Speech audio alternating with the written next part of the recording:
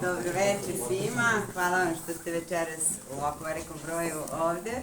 Večeras otvaramo izložbu na temu Mini Forum Art, 9. izdanje. Učestvuje 74 autora, moram da kažem da je bio odaziv na konkurs baš onako lep, 164 prijave, od toga smo napravili izbor 74 autora. Možete vidjeti njihove radove večeras ovde. Izložba će biti otvorena do 22. decembra.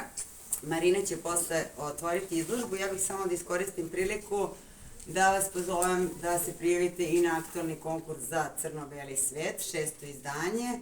I poslednja izložba ove godine bit će u Parobrodu na temu Impuls, koja će takođe doživjeti svoje 9. izdanje. Izvoli, Marina. Minijatura.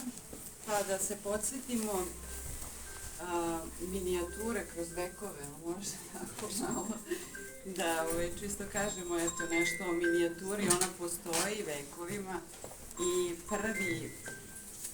prve minijature u stvari bile su ukrasi tekstova, odnosno ilustracije i kao takva postojala je dugo i u doba renesanse ona dobija neku samostalniju formu, odnosno izbor tema je postao slobodan, pa imamo pojavljivanje i prirode na tim minijaturama i da pomenemo Fra Anđelika i Sandra Bottičelija koji su tada radili minijature. Kod nas u 12. veku imamo ukrase u Miroslavljevom jevanđelju i onda kasnije, znači u 16. veku, to je ovako meni omiljeni deo, kada je minijatura, portretna minijatura se pojavljuje, kada ona dobija kao minijatura koja se koristila kao ukras, kao broševi ili medaljoni. A kasnije ona postaje, znači, osamostaljuje se, znači, kao jedna likovna forma i imamo je danas kao jednu potpuno samostalnu celinu, odnosno umetničko delo koje je, znači, ograničeno nekim formatom i sa svim svojim obeležima umetničkog dela.